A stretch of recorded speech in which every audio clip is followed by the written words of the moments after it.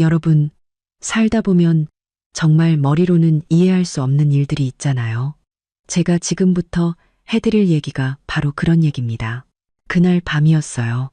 저는 거실 소파에 앉아 남편이 내일 입을 셔츠를 다리고 있었죠. 그런데 갑자기 TV에서 로또 당첨번호 방송이 나오는 거예요. 7, 0, 2, 9. 저도 모르게 번호를 따라 읊조리고 있었죠.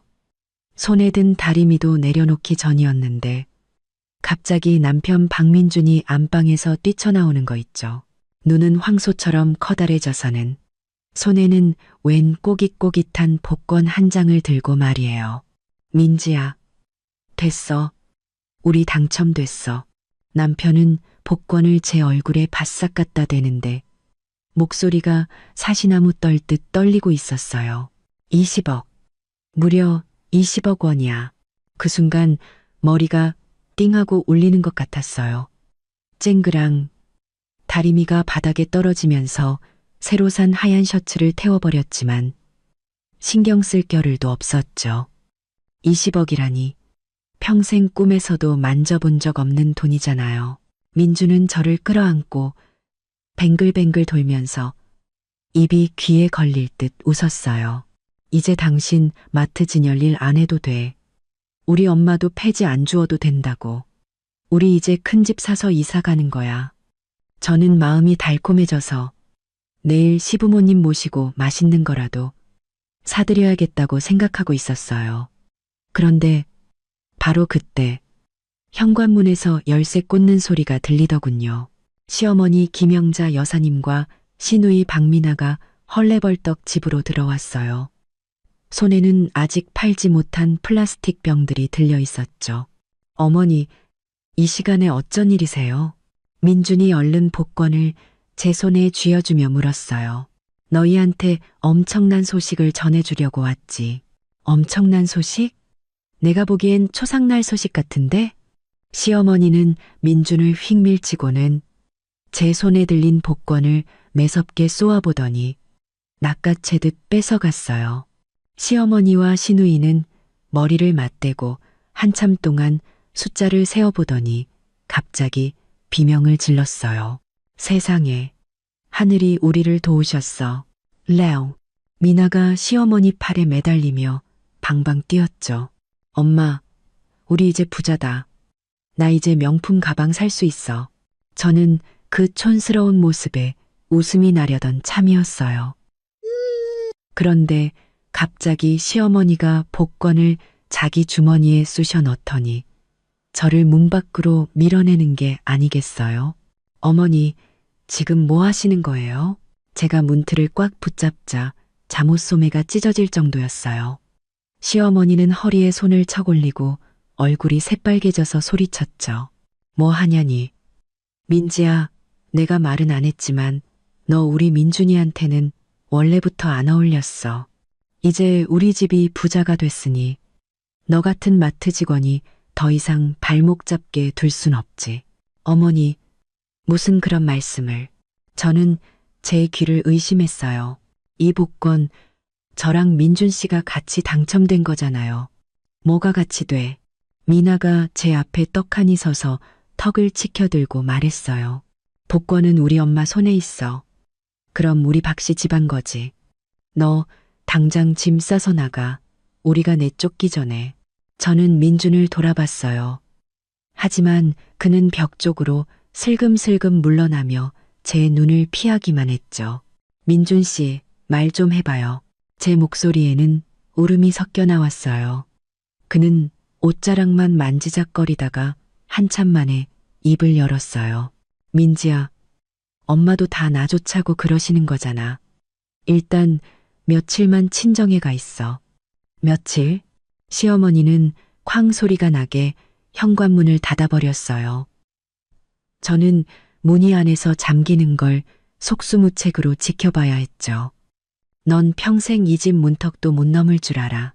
차가운 현관문 하나를 사이에 두고 세상이 두 개로 나뉘었어요. 문 안에서는 가족들의 환호성이, 문 밖에서는 저 혼자만의 깊은 밤이 있었죠. 늦가을 바람이 칼날처럼 얼굴을 스쳤어요. 저는 얇은 잠옷 한 장에 맨발 차림으로 복도에 서 있었죠. 아까 다리미에 탄 셔츠가 마치 갈기갈기 찢어진 제 마음 같았어요. 저는 계단에 주저앉아 엉엉 울었어요. 온몸이 덜덜 떨렸죠. 핸드폰도 집에 두고 나왔는데 얼마나 지났을까. 옆집 불이 켜지는 걸 보고서야 겨우 정신을 차리고 엄마에게 전화할 생각으로 옆집 문을 두드렸어요. 전화가 연결된 순간 저는 더 이상 참을 수 없었어요. 엄마, 그 사람들이 복권 당첨되더니 날 내쫓았어. 엄마는 전화기 너머에서 몇 초간 말이 없으셨어요. 이유를 묻지 않으시고 단지 이렇게 말씀하셨죠. 울지 마라. 지금 어디니? 엄마가 데리러 갈게. 30분쯤 지났을까? 엄마가 전기 스쿠터를 타고 저를 데리러 오셨어요. 엄마는 당신의 두툼한 외투를 벗어 제게 입혀주셨죠. 스쿠터 뒷자리에 앉아 있는데 차가운 바람에 눈물이 얼어붙는 것 같았어요. 저는 엄마의 옷자락을 꽉 쥔 채 마음이 텅 비어버린 것만 같았죠. 집에 도착해서 몸이 좀 녹자마자 저는 엄마에게 울면서 하소연하기 시작했어요. 엄마, 그 사람들 너무한 거 아니야?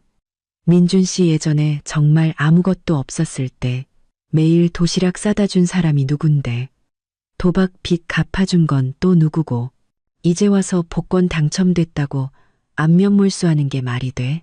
엄마는 제게 따뜻한 물 한 잔을 따라 손에 쥐어주시더니 뜻밖의 말씀을 하셨어요. 민지야, 엄마 말 들어. 내일 당장 가서 그놈이랑 이혼해. 아무것도 받지 말고 그냥 몸만 나와. 네?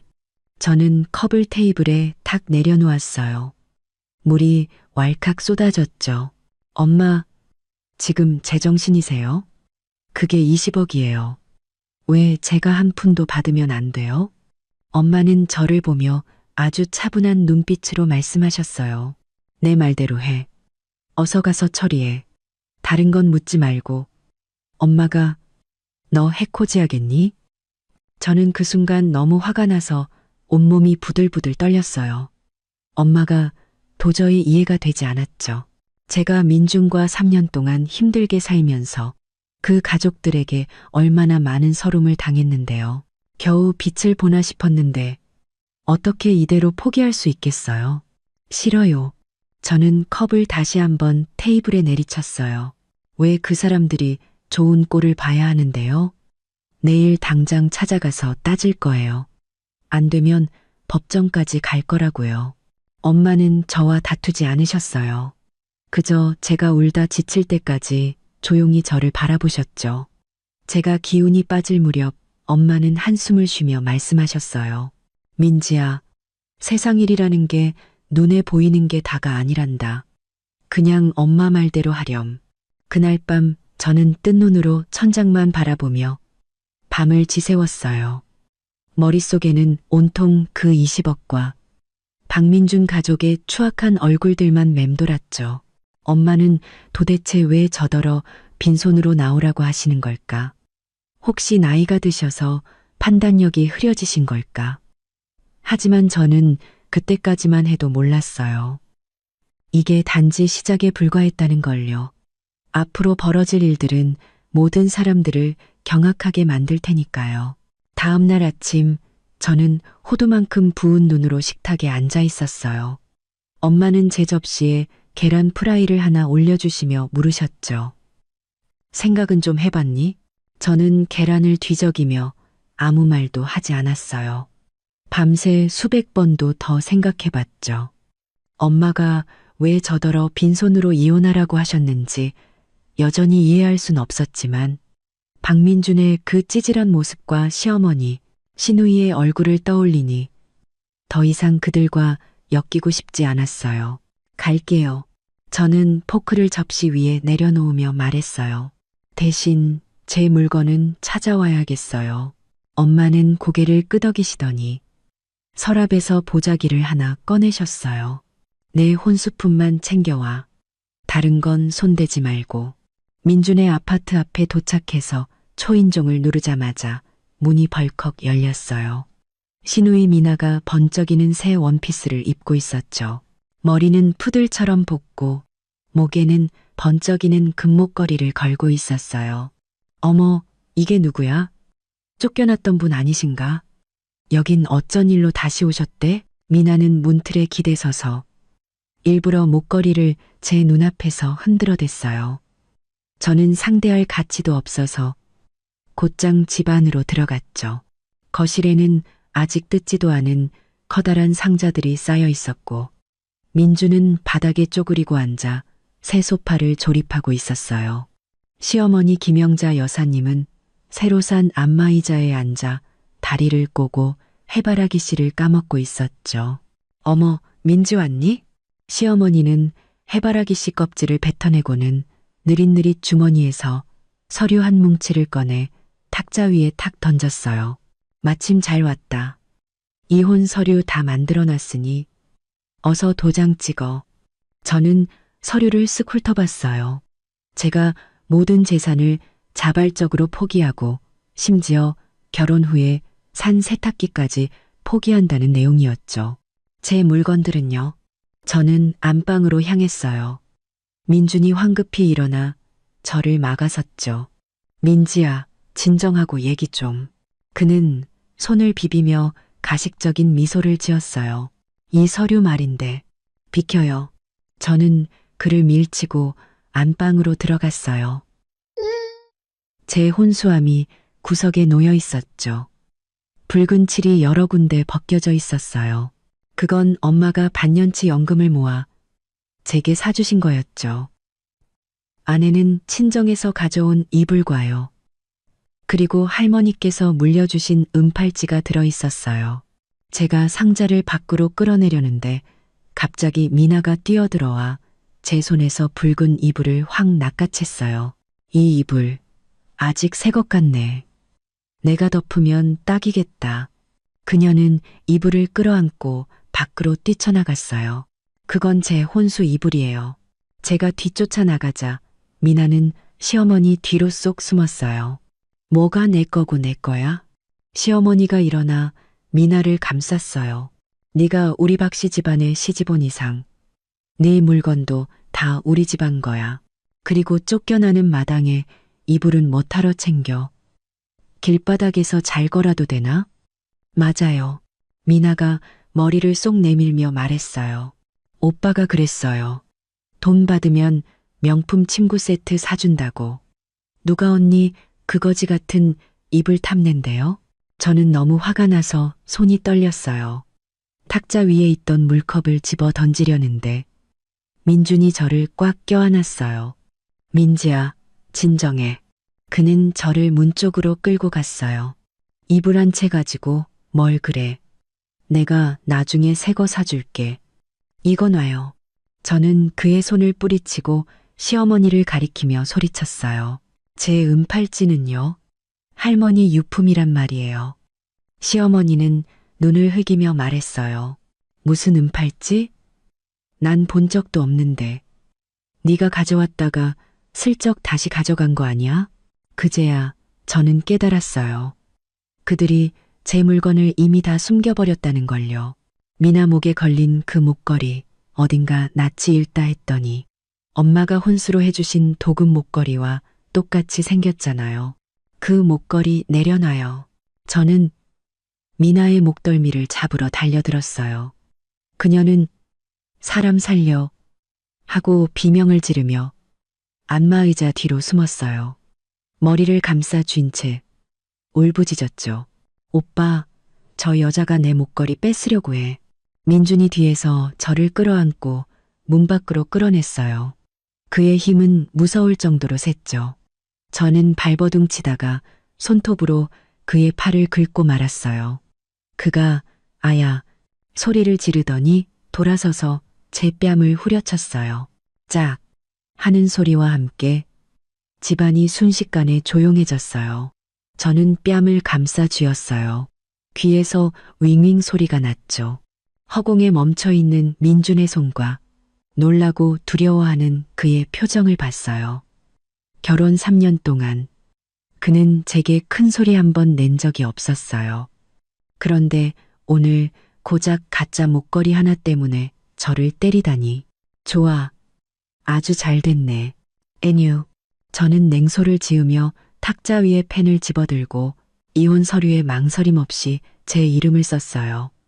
시어머니는 서류를 보물이라도 되는 듯 낚아채 품속에 넣었어요. 얼굴에는 웃음꽃이 활짝 피었죠. 그래, 진작 이랬어야지. 똑똑한 사람은 때를 아는 법이야. 저는 낡은 혼수함을 끌고 밖으로 나갔어요. 상자 바닥이 긁히는 소리가 귀에 거슬렸죠. 문 앞에 서서 저는 민준을 돌아봤어요. 그는 고개를 푹 숙인 채 저를 쳐다보지 못했죠. 미나는 핸드폰으로 저를 찍고 있었고 시어머니는 막 찾아온 현금을 세고 있었어요. 한 뭉치, 두 뭉치. 그 모습이 눈에 가시처럼 밝혔어요. 두고 봐. 저는 이를 악물고 말하며 상자를 질질 끌고 계단을 내려갔어요. 아파트 아래로 막 내려섰을 때 베란다에서 미나의 목소리가 들려왔어요. 여러분, 와서 구경하세요. 부잣집에 시집 오려다 실패하고 쫓겨나는 여자예요. 저는 돌아보지 않았어요. 상자를 어깨에 들쳐매고 힘차게 앞으로 걸어나갔죠. 햇살이 몸 위로 쏟아졌지만 마음속의 냉기는 가시지 않았어요. 저는 맞은 뺨을 만져봤어요. 화끈거리고 아팠죠. 하지만 저는 알았어요. 이 아픔은 잠시일 뿐이라는 걸요. 엄마 말씀이 맞았어요. 어떤 일들은 겉만 봐서는 안 돼요. 그들이 지금 신나게 웃는 만큼 나중에는 더 처절하게 울게 될 테니까요. 바퀴가 빠진 붉은 혼수함을 끌고 저는 한 걸음 한 걸음 집으로 향했어요. 상자 안에는 별로 든 것도 없었지만 어깨를 짓누르는 무게는 바위처럼 무거웠죠. 숨이 턱 막힐 지경이었어요. 아파트 입구에 다다르자 엄마가 현관문 앞에서 서성이는 모습이 보였어요. 손에는 걸레를 꼭 쥐고 계셨죠. 저를 보자마자 황급히 다가오셨어요. 왜 이렇게 오래 걸렸어? 엄마의 시선이 제 얼굴에 닿자 미간이 찌푸려졌어요. 그놈이 너 때렸니? 저는 코끝이 찡해져서 눈물이 왈칵 쏟아질 뻔했어요. 얼른 고개를 돌렸죠. 아니에요. 그냥 부딪혔어요. 웃기지 마. 아운. 엄마는 저를 복도로 끌고 들어가셨어요. 목소리에는 화가 가득했죠. 박민준, 그 자식이 감히 손을 대? 내가 가서 다리를 분질러 놓을 테다. 집에 들어와. 엄마는 찬장 위에서 낡은 쇠상자를 꺼내셨어요. 안에는 소독약과 면봉이 들어있었죠. 약을 묻힌 면봉을 제 얼굴에 바르는데 차가운 약 기운에 살이 따끔거렸어요. 하지만 마음은 따뜻해졌죠. 엄마, 근데 도대체 왜 저더러 이혼하라고 하신 거예요? 저는 엄마의 손을 붙잡고 참았던 질문을 터뜨렸어요. 20억 원이잖아요. 왜 그 사람들이 다 갖게 둬야 해요? 엄마는 면봉을 탁자 위에 던지시고는 침대 밑에서 낡은 나무 상자를 끌어내셨어요. 철컥 소리와 함께 자물쇠를 여셨죠. 네가 정말 박민준 그놈이 운이 좋아서 당첨된 것 같니? 상자 안에는 제가 예전에 썼던 복권 번호 메모들이 가득했어요. 한 장 한 장 깔끔하게 접혀 있었고 위에는 빨간 펜으로 날짜까지 적혀 있었죠. 엄마는 맨 위에 있던 종이를 꺼내 가리키며 말씀하셨어요. 너 월급 탈 때마다 2장씩 샀잖니. 이 번호, 내 아버지 생일, 내 생일, 그리고 너희 결혼 기념일로 만든 거 맞지? 저는 할 말을 잃었어요. 며칠 전 서랍을 정리하다가 번호가 적힌 메모지 몇 장이 없어진 게 떠올랐거든요. 그때는 민준이 책상 다리 괴는데 썼나 보다 하고 대수롭지 않게 여겼는데 박민준이 며칠 전에 쓰레기통에서 내 메모를 주었어. 그걸 보고 복권을 산 거야. 엄마는 종이를 제 앞에 탁 내려놓으셨어요. 그놈은 아무도 모를 줄 알았겠지. 하지만 네가 나한테 전화해서 메모지가 없어졌다고 했을 때 난 뭔가 이상하다는 걸 직감했어. 저는 머리가 띵하고 울렸어요. 어쩐지 민준이 당첨 발표 때 그렇게 흥분하더라니. 어쩐지 복권을 그렇게 꽉 쥐고 있더라니. 그 번호는 애초에 그가 생각해낸 게 아니었던 거예요. 그래도 빈손으로 나오라고 하시면 어떡해요. 저는 벌떡 일어섰어요. 가서 따져요. 법원에 고소하자고요. 고소는 무슨. 엄마는 주머니에서 은행카드 한 장을 꺼내 제게 쥐어주셨어요. 이거 내 노후 자금 모아둔 거야. 1,000만 원 들어있어. 우선 이걸로 집부터 구해. 그 사람들한테서 멀리 떨어져. 싫어요. 저는 카드를 밀어냈어요. 눈물이 눈가에 그렁그렁 맺혔죠. 왜 우리가 힘들게 이룬 걸 그 사람들이 차지해야 하는데요. 신우이는 제 이불이랑 목걸이까지 뺏어갔다고요. 이불, 목걸이가 다 뭐냐. 엄마는 제 어깨를 누르셨어요. 눈빛이 무서울 정도로 빛났죠. 그들이 지금 의기양양할수록 나중에는 더 처참하게 무너질 거야. 20억이 그렇게 쉽게 손에 들어오는 돈인 줄 알아? 박민준 그놈 성격에 그 돈 지킬 수 있을 것 같아? 엄마는 잠시 말을 멈추고 옷장에서 두꺼운 외투를 꺼내셨어요. 내가 벌써 옆집 김 부장님 댁 조카한테 알아봤어. 복권위원회에서 당첨금 주려면 구매자 정보도 확인하고 복권 실물 검사도 꼼꼼히 한대. 박민준 그놈 꾀부리다가 복권에 무슨 짓을 했을지도 몰라. 사람들 눈을 속이려고 말이야. 그제야 저는 알았어요. 엄마는 바보가 아니셨어요. 이미 모든 걸 꿰뚫어보고 계셨던 거죠. 하지만 그래도 마음속의 화는 가라앉지 않았어요. 저는 침대 가장자리에 앉아 분한 마음에 이불만 주먹으로 쳤어요. 엄마는 그냥 그 사람들이 저러는 걸 보고만 계실 거예요? 보고만 있는 게 아니라 기다리는 거지. 엄마는 제 손에 따뜻한 찐빵을 하나 쥐어주셨어요. 그들은 지금 돈에 눈이 멀었어. 네가 진실을 눈앞에 들이밀어도 절대 인정 안 할 거야. 기다리자. 제 발로 벽에 머리를 찍고 나면 알아서 너를 찾아올 테니. 그때 엄마의 핸드폰이 울렸어요. 엄마는 발신자 번호를 보시더니 냉소를 지으며 전화를 받으셨죠. 어머, 사부인이시네요. 네. 민지가 집에 안 들어왔다고요? 민준이랑 같이 있는 거 아니었나요? 아, 이혼했다고요? 전 몰랐네요. 이 녀석이 왜 저한테는 한마디도 안 했을까요?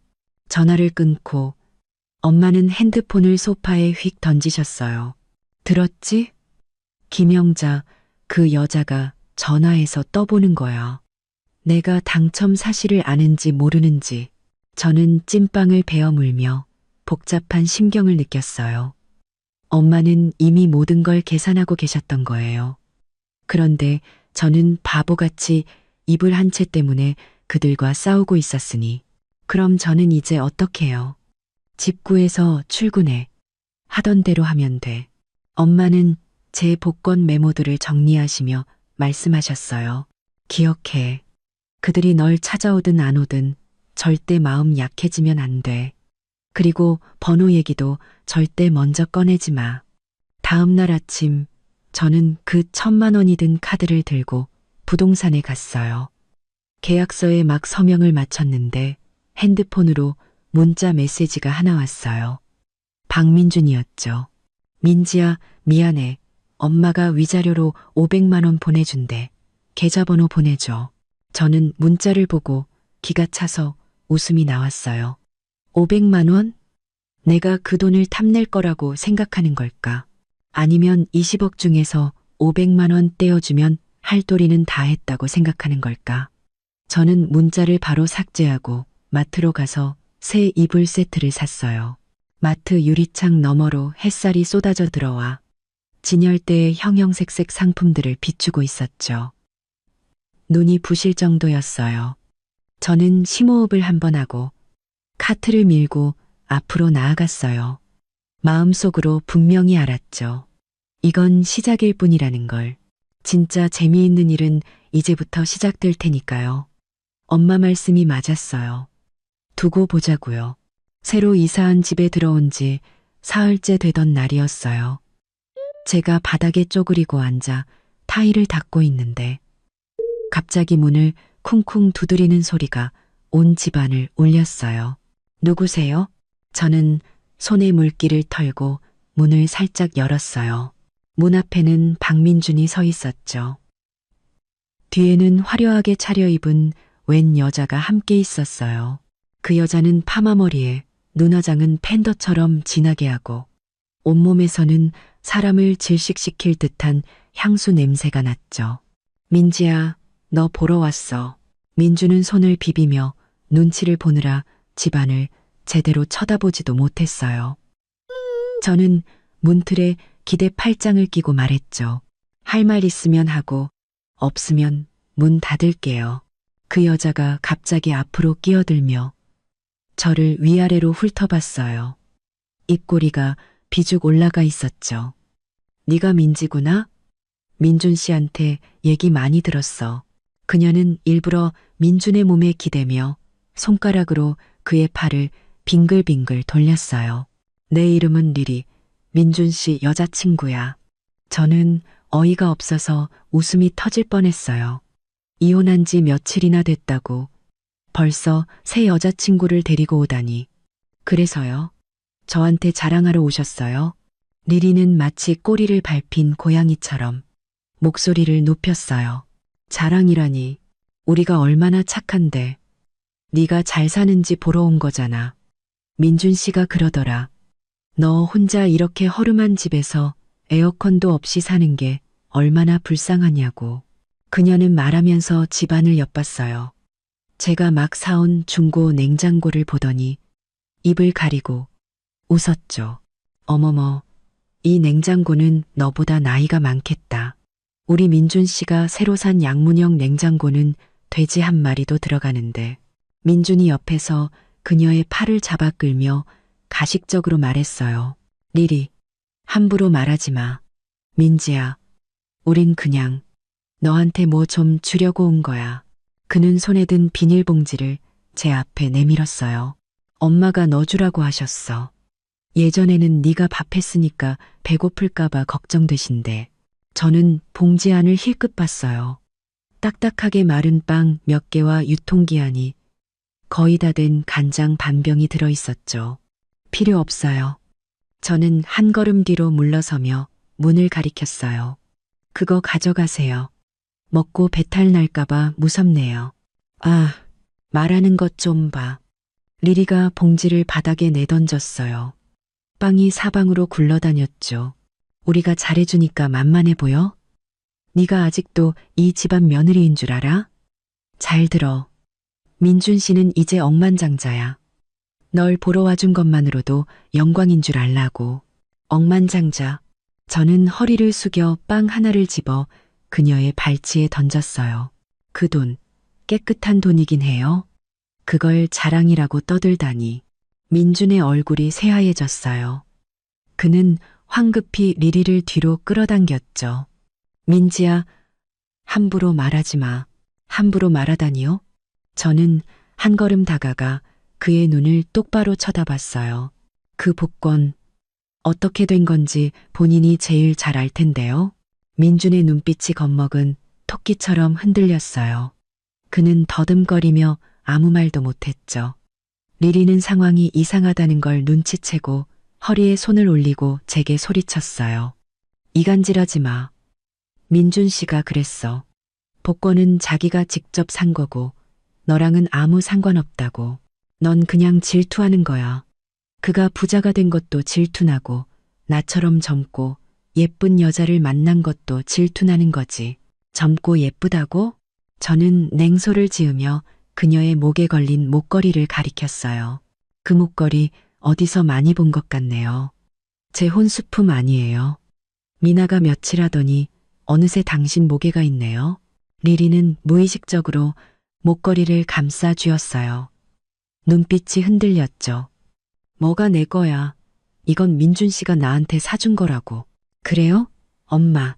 저는 집안을 향해 소리쳤어요. 엄마, 빨리 나와 보세요. 제 목걸이가 왜 저 여자 목에 걸려 있어요? 리리는 겁을 먹고 뒤로 물러섰고 민준도 당황했어요. 그는 더듬거리며 물었죠. 어머니도 여기 계셨어? 저는 웃음을 꾹 참고 굳은 표정으로 말했어요. 당연하죠. 엄마가 저 혼자 사는 게 걱정돼서 같이 계세요. 어때요? 들어와서 차라도 한잔하고 가실래요? 그들이 감히 들어올 리가 없었죠. 민주는 리리를 끌고 도망치듯 자리를 뜨려고 했어요. 리리는 포기하지 않고 뒤돌아서서 제게 소리쳤죠. 두고 봐. 민준 씨가 그 20억 받으면 우린 큰 집 살 거야. 그때 초대해 줄게.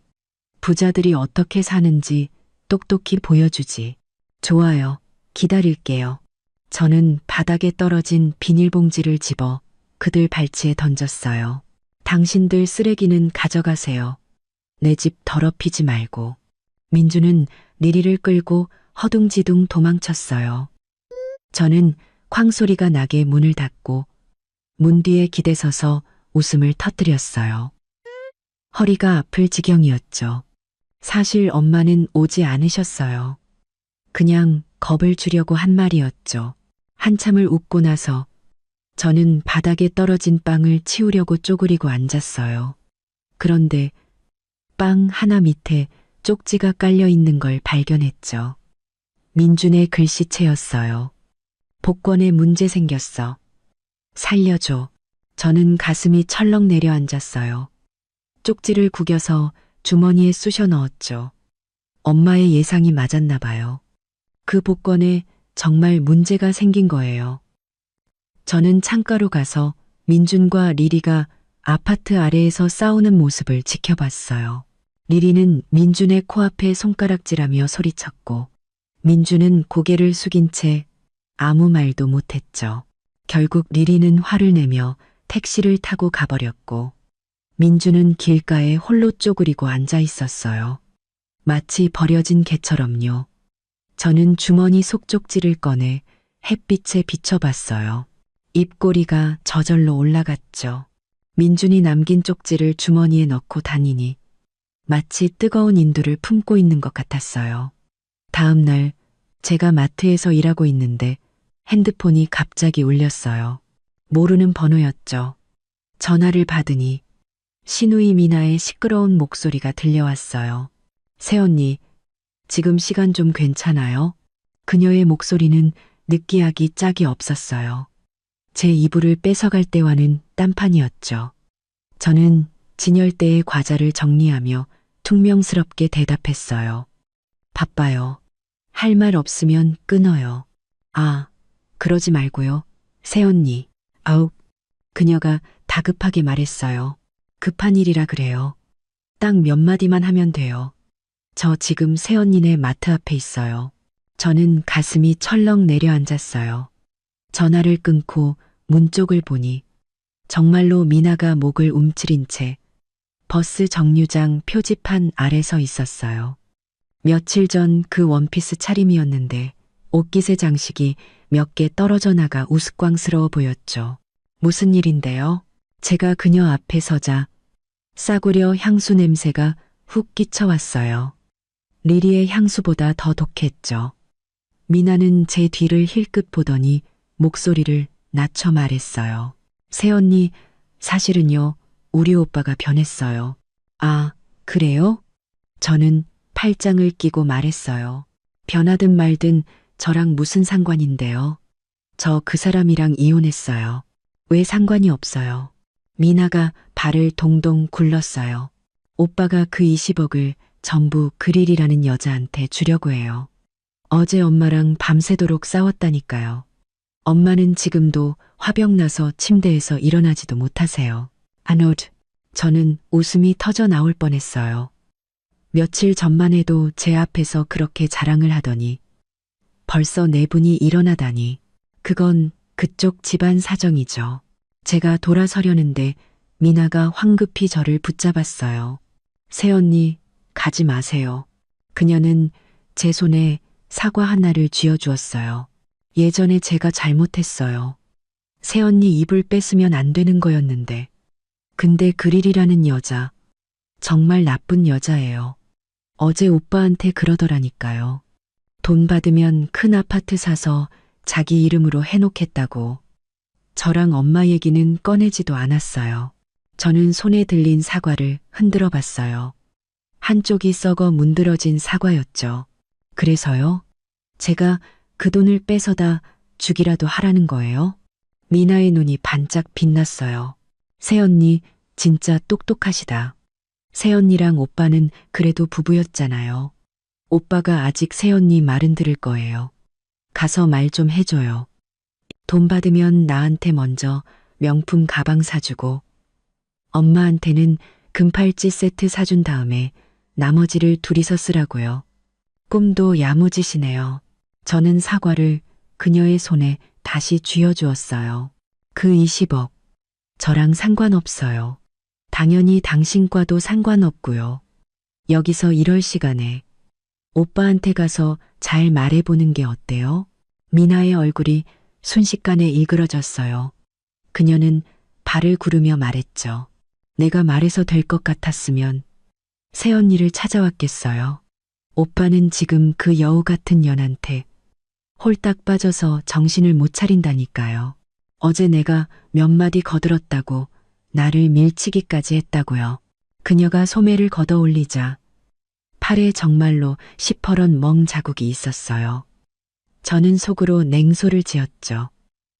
박민준 그놈 돈 좀 생겼다고 이제 자기가 누군지도 모르나 보네. 친동생까지 때리다니. 새언니, 근데 하나도 안 급해 보이네요. 미나가 갑자기 저를 빤히 쳐다봤어요. 눈빛이 이상했죠. 엄마가 그러시는데 그 복권 번호가 새언니가 예전에 쓰던 거랑 좀 비슷한 것 같대요. 저는 가슴이 철렁했지만 겉으로는 태연한 척했어요. 어머니가 노망나셨나 보네요. 제가 무슨 복권 번호를 써요? 아니에요. 미나가 다가오며 목소리를 더 낮췄어요. 새언니 예전에 작은 수첩에 맨날 숫자 적었잖아요. 내가 점치는 거냐고 물어봤었는데. 그거 가계부 쓴 거예요. 저는 마트 안으로 들어가며 말했어요. 할 말 없으면 저 들어갈게요. 사장님한테 걸리면 월급 깎여요. 미나가 뒤에서 소리쳤어요. 새언니, 잠깐만요. 엄마가 그러셨어요. 우리가 돈 받는 거 도와주면 오빠랑 다시 재결합하게 해주신대요. 저는 걸음을 멈추고 하마터면 웃음을 터뜨릴 뻔했어요. 재결합? 이제 와서 막다른 길에 몰리니 별소리를 다 하네. 어머니께 전해요. 필요 없다고. 저는 뒤도 돌아보지 않고 마트로 들어갔어요. 유리문 너머로. 미나가 그 자리에 서서 얼굴이 새빨개진 모습이 보였죠. 오후에 퇴근할 무렵 엄마에게서 갑자기 전화가 왔어요. 목소리가 무척 신나셨죠. 민지야, 엄마가 뭘 알아냈는지 아니? 뭔데요?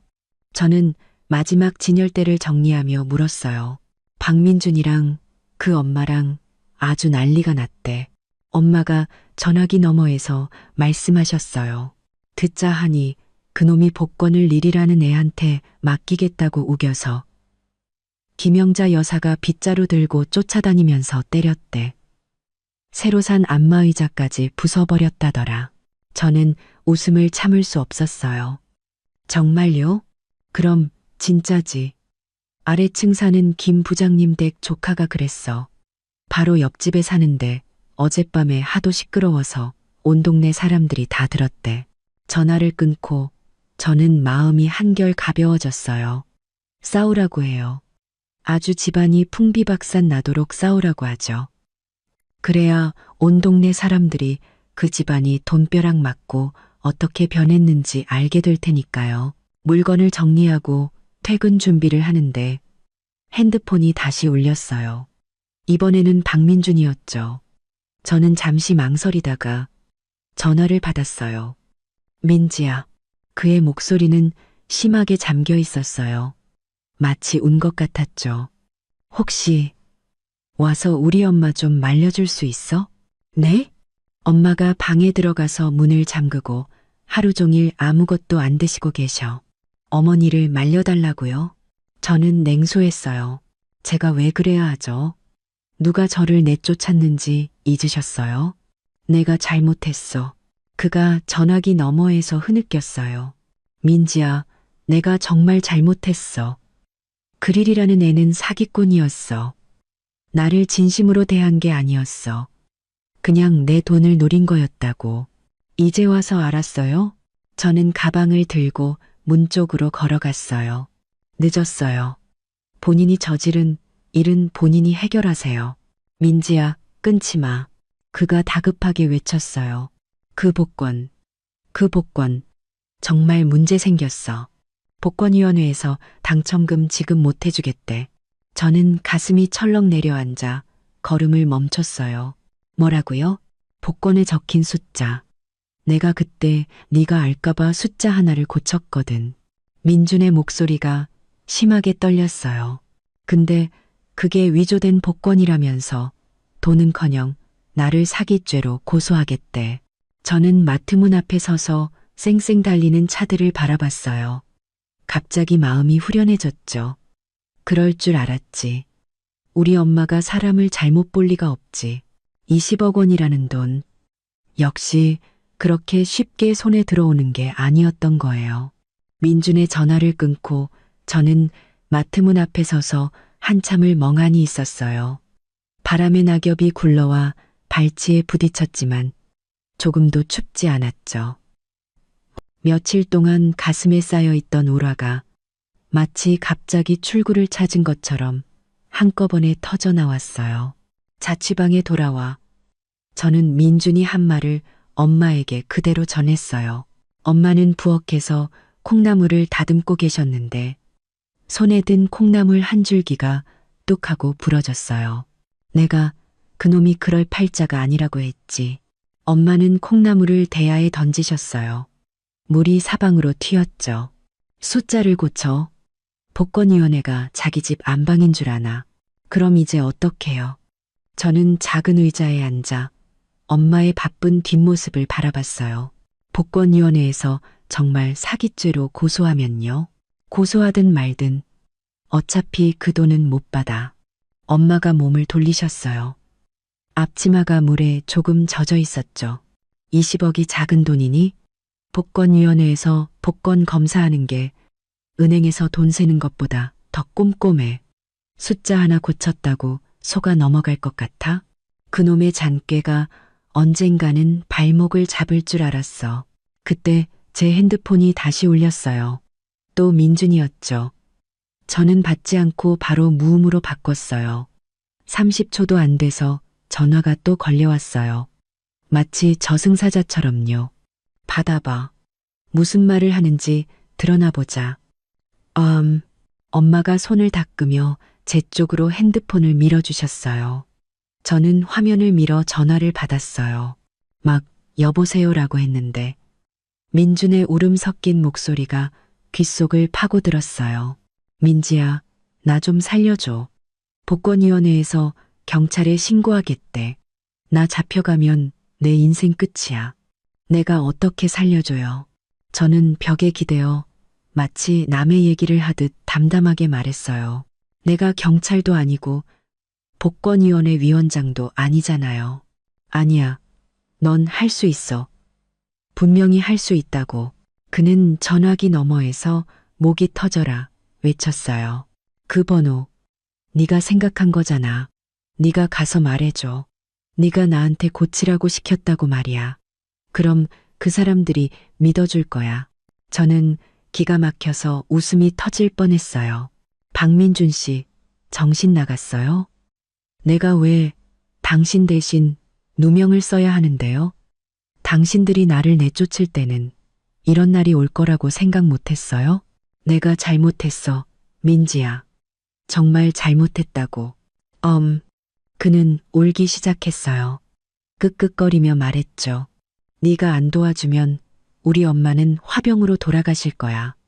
내 동생도 아무도 돌봐줄 사람이 없어. 민지야, 우리가 부부였던 정을 생각해서라도 나 좀 불쌍하게 여겨줘. 불쌍하게 여겨달라고요? 저는 그가 제 뺨을 때렸던 순간을 떠올렸어요. 시어머니가 저를 문 밖으로 밀쳐냈던 그 모진 손길을요. 시누이가 제 이불을 뺏어가며 비웃던 그 얼굴을요.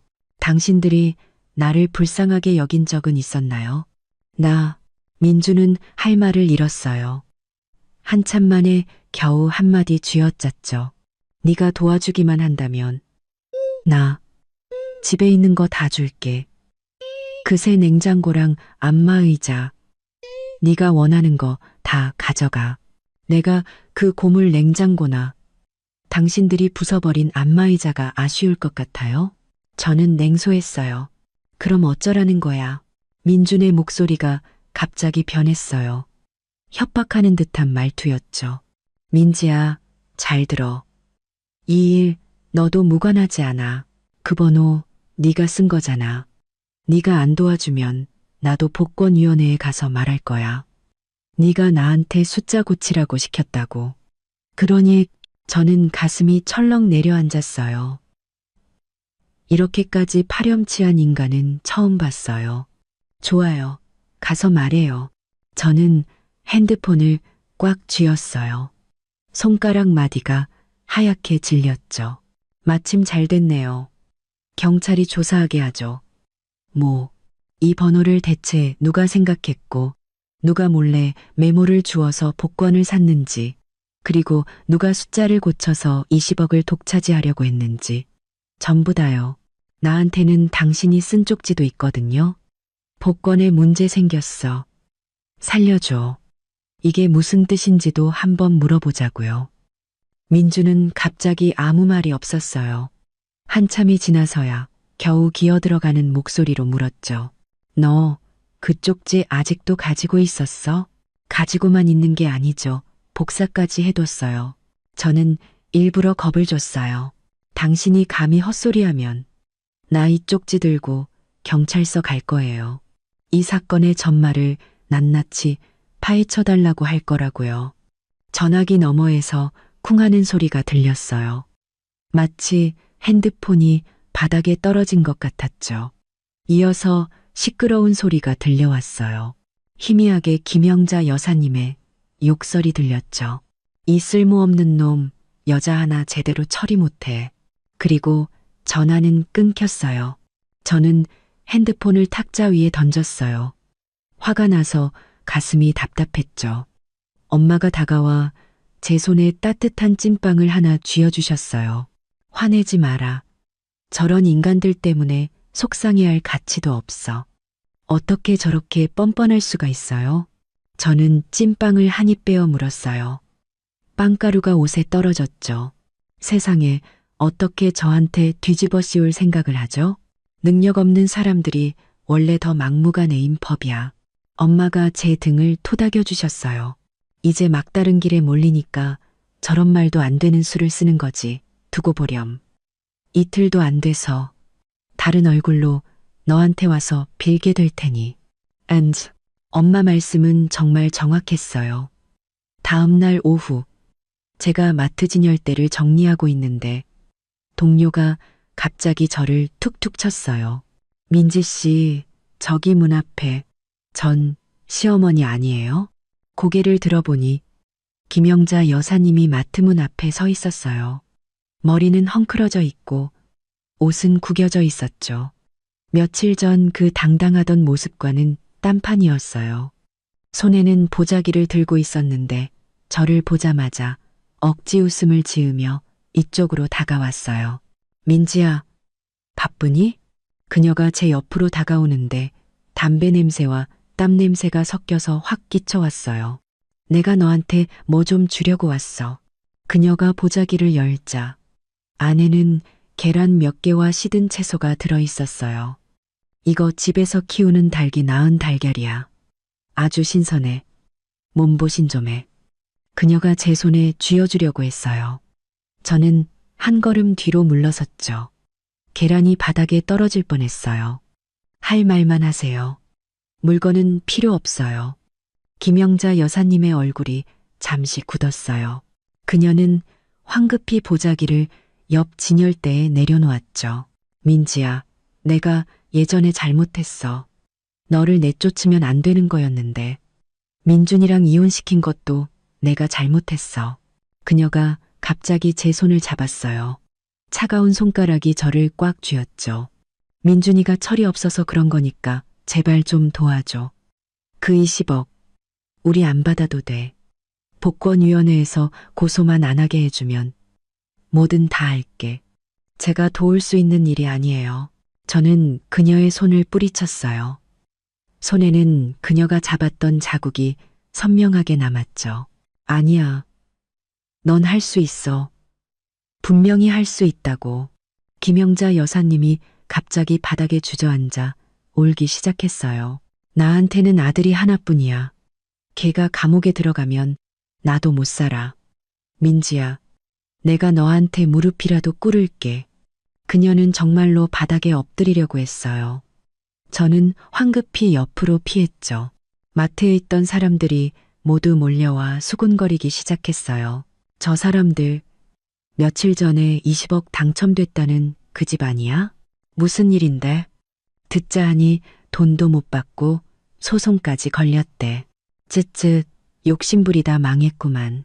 김영자 여사님은 사람들의 말을 듣고 더 서럽게 울었어요. 다 내 잘못이야. 내가 욕심부려서 그래.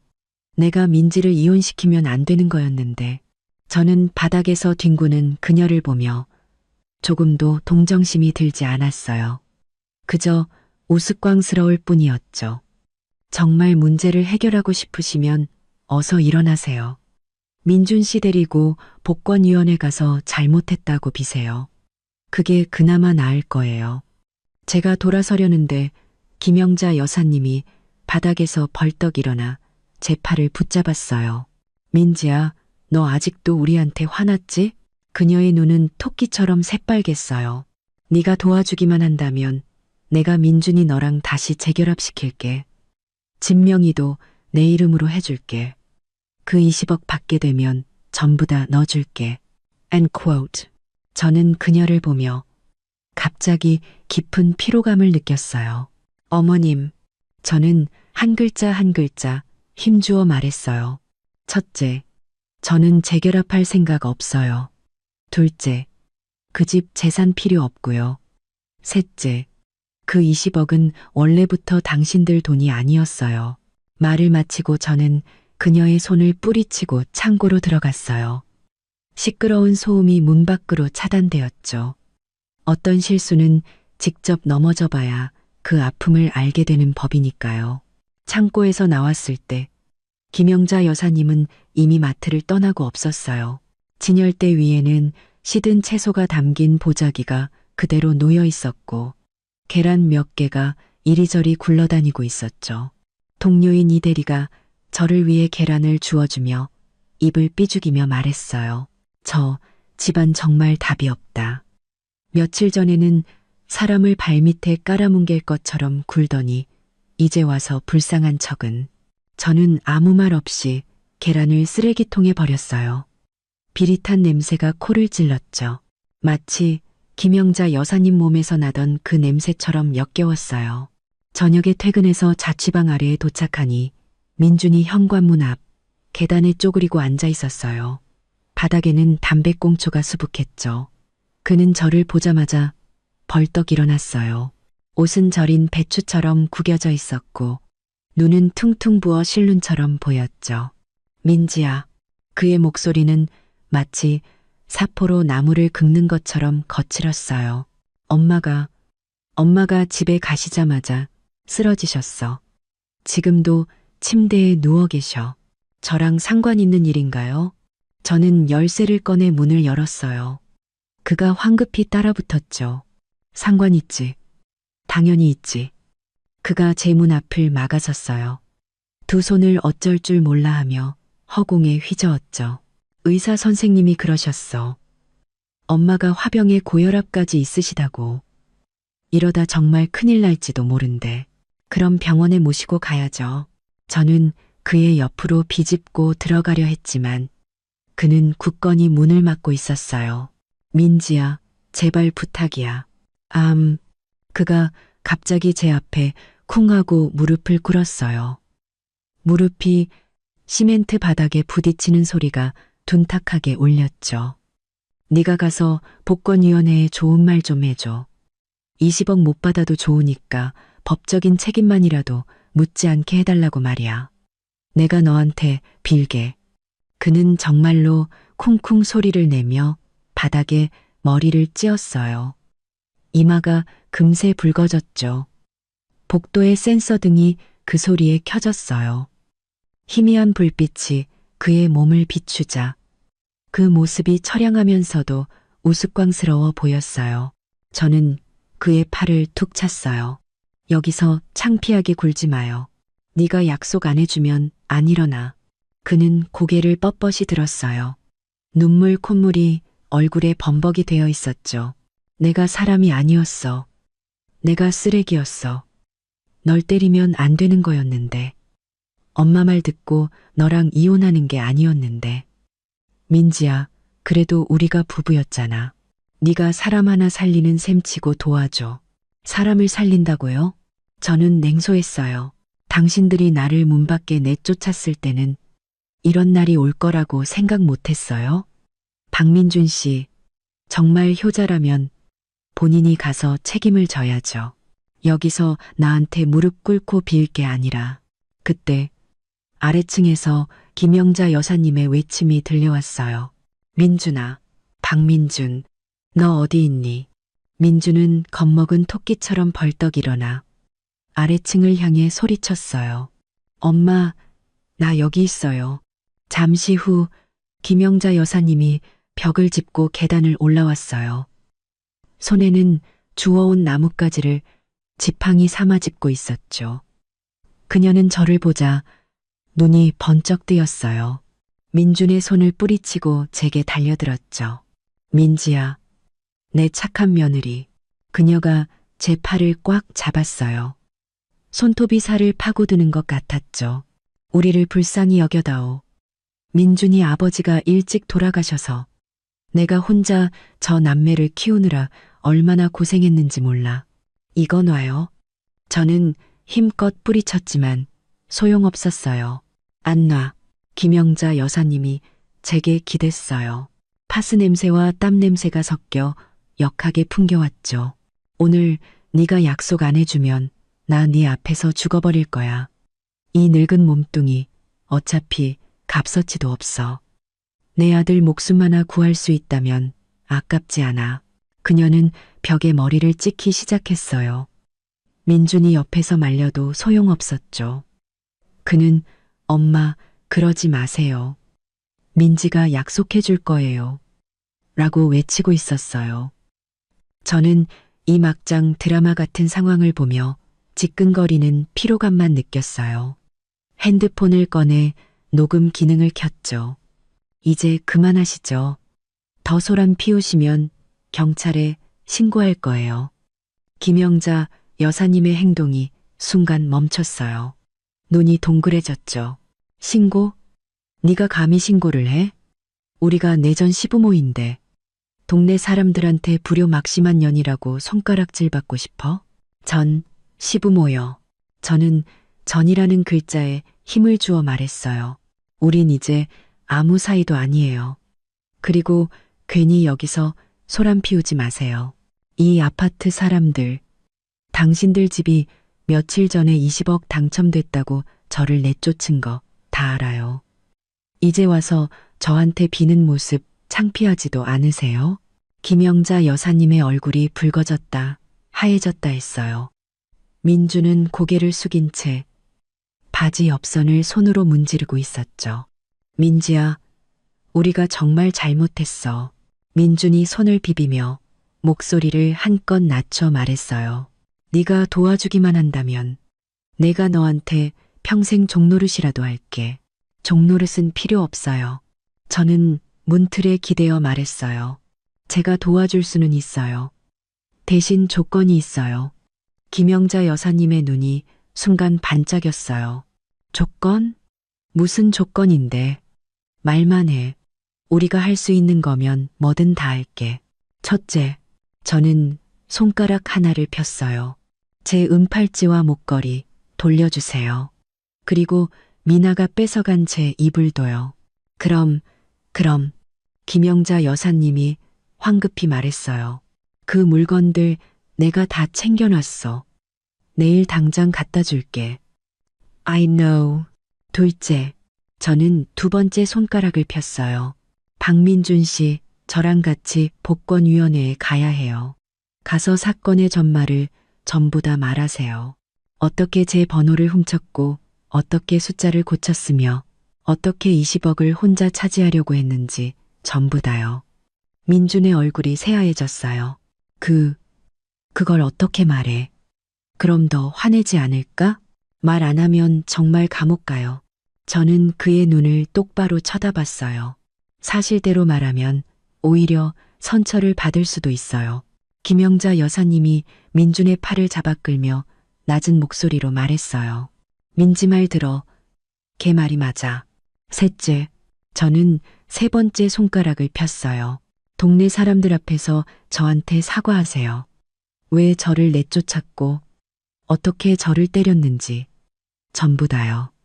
그건 김영자 여사님이 망설였어요. 그건 좀 싫으면 마세요. 제가 문을 닫으려 하자 그녀가 황급히 저를 붙잡았어요. 할게. 우리가 할게. 사과. 그거 뭐 어렵다고. 당연히 해야지. 진작 했어야 했는데. 저는 그들의 다급한 모습을 보며 속으로 냉소를 지었어요. 진작 그랬어야지. 좋아요. 저는 핸드폰을 주머니에 넣었어요. 내일 오전 9시 제 물건들 챙겨서 복권위원회 앞으로 오세요. 기억하세요. 물건 하나라도 빠지거나 사과 한마디라도 빼먹으면 이 얘기는 없던 걸로 할 거예요. 알았어. 김영자 여사님은 연신 고개를 끄덕이며 민준을 끌고 계단을 내려갔어요. 가면서도 뒤돌아보며 당부했죠. 민지야, 너 꼭 와야 한다. 저는 아무 말 없이 쾅소리가 나게 문을 닫았어요. 문 뒤에 기대어 주머니 속 핸드폰을 만져봤어요. 녹음은 계속되고 있었죠. 엄마가 안방에서 나오셨어요. 손에는 사과 하나를 들고 계셨죠. 다 녹음했니? 네. 저는 사과를 받아 크게 한 입 베어 물었어요. 저 사람들이 딴소리하면 이 녹음 파일 온 동네에 다 뿌릴 거예요. 엄마는 고개를 끄덕이셨어요. 눈에는 안도감이 서려 있었죠. 그래, 잘했다. 저런 인간들을 상대할 때는 항상 대비를 해둬야 해. 창밖에 달빛이 들어와 바닥에 하얀 서리처럼 깔렸어요. 저는 사과를 씹으며 마음속으로 분명히 알았죠. 이게 끝이 아니라는 걸요. 하지만 두렵지 않았어요. 엄마가 계시고 이 증거들이 있으니까요. 그들이 어떤 잔꾀를 부리든 저는 이제 다 받아낼 수 있었어요. 내일 그들에게 톡톡히 교훈을 안겨줘야겠다고 다짐했죠. 다음 날 아침 7시 엄마는 저를 이불 속에서 끄집어내셨어요. 손에는 새로 산 파란색 셔츠를 들고 제 몸에 대보셨죠. 이거 입어, 깔끔하게. 오늘 복권위원회 가는데 초라하게 보이면 안 돼. 저는 눈을 비비며 일어났어요. 창밖의 햇살이 이미 베란다에 가득 들어와 널어놓은 이불을 따뜻하게 비추고 있었죠. 엄마, 그 사람들이 정말 물건 가지고 올까요? 안 오면 더 좋지. Sign now. 엄마는 제 그릇에 죽으란 국자 떠주시며 말씀하셨어요. 그럼 우리도 신경 쓸 거 없고 자기들끼리 알아서 해결하라고 하면 되니까. 8시 50분 저와 엄마는 약속대로 복권위원회 앞에 도착했어요. 막 자리를 잡았는데 민준이 낡은 전기 스쿠터를 타고 털털거리며 다가왔어요. 뒷좌석에는 커다란 보따리가 묶여 있었고 김영자 여사님이 그 뒤에 앉아 손에는 붉은 보자기를 들고 있었죠. 민지야, 여기. 민준이 길가에 스쿠터를 세웠어요. 이마에는 땀이 송골송골 맺혀 있었죠. 물건 다 가져왔어. 그가 보따리를 풀자 제 붉은 혼수 이불이 보였어요. 가장자리에는 먼지가 좀 묻어 있었죠. 김영자 여사님이 황급히 붉은 보자기를 내밀었어요. 팔찌랑 목걸이 여기 다 있어. 한번 세어봐. 제가 보자기를 열어보니 은팔찌는 반짝반짝하게 닦여 있었고 목걸이도 그대로 있었어요. 다만 장식 하나가 떨어져 나갔더군요. 어차피 미나가 했던 물건 갖고 싶지도 않았지만 이건 제 것이니 당연히 돌려받아야 했죠. 됐어요. 저는 보자기를 가방에 넣고 말했어요. 들어가시죠. 복권위원회에 들어가자 안내 데스크 직원이 안쪽 사무실을 가리켰어요. 김 부장님께서 안에서 기다리고 계십니다. 문을 열고 들어가니 양복을 입은 중년 남성이 책상 뒤에 앉아 있었어요. 책상 위에는 보온병이 놓여 있었죠. 그는 우리를 보자마자 일어났어요. 민지 씨 되시죠? 제가 김 부장입니다.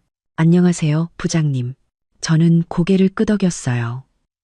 민준과 김영자 여사님은 제 뒤에서 고개를 가슴팍까지 숙이고 있었죠. 앉으세요. 김 부장님이 옆에 있는 의자를 가리키며 말했어요. 자, 어떻게 된 일인지 말씀해 보시죠. 민주는 무릎 위에서 손을 쉴 새 없이 비볐어요. 한참 동안 입을 떼지 못했죠. 김영자 여사님이 옆에서 그를 툭 치며 말했어요. 말해. 부장님께 사실대로 말씀드리라고. 저는 민준이 침을 꿀꺽 삼키고 말했어요. 그 복권 제가 주운 거예요. 민지가 쓴 번호를요. 주었다고요? 김 부장님이 미간을 찌푸렸어요. 어떻게, 어디서 주었습니까? 집에 있는 쓰레기통에서요. 민준의 목소리가 점점 작아졌어요. 민지는 복권을 사고 나면 항상 메모지를 버렸어요. 그날 제가 쓰레기를 버리다가 거기에 적힌 번호를 보고 몰래 주워서 똑같이 한 장 샀어요. 그럼 숫자는 왜 고쳤습니까? 김 부장님이 책상 위에 놓인 복권 사본을 들고 물었어요. 여기에는 분명히 수정한 흔적이 있는데요. 민준의 얼굴이 순식간에 새빨개졌어요. 저는 민지가 알면 화낼까봐. 그래서 숫자 하나를 고쳐서 제가 직접 고른 것처럼 하려고 했어요. 돈을 받으면 그때 말해주려고 했어요. 조금 떼어주려고. 조금 떼어준다고요? 저는 냉소했어요. 그때 당신이 한 말은 그게 아니었는데요. 그 돈 저랑 아무 상관없다면서요. 어머님 시켜서 저를 내쫓기까지 했잖아요. 민주는 고개를 더 깊이 숙였어요. 김영자 여사님이 황급히 말했죠. 부장님, 다 제 잘못입니다. 제가 욕심이 많아서 제가 아들한테 시킨 거예요. 우리 아들은 아무 잘못 없어요. 벌을 주시려거든 저를 벌해주세요. 누구 잘못이든 마찬가지입니다. 김 부장님이 사본을 내려놓았어요. 규정상 수정된 복권은 당첨금을 지급할 수 없습니다. 그리고 여러분의 행동은 이미 사기 혐의에 해당됩니다. 김영자 여사님의 얼굴이 새하얘졌어요. 그럼 어떻게 되나요? 감옥에 가나요? 원래는 경찰에 신고해야 합니다. 김 부장님이 저를 한번 보시더니 말을 이었어요. 하지만 어제 민지 씨가 저희에게 전화를 해서 직접 와서 상황 설명을 하겠다고 했습니다. 예전에 썼던 번호 메모까지 증거로 제출했고요. 그래서 저희도 일단 상황을 좀 더 파악해 보기로 한 겁니다. Unaccenting. 저는 핸드폰을 꺼내 그 번호가 적힌 사진들을 김 부장님께 보여드렸어요.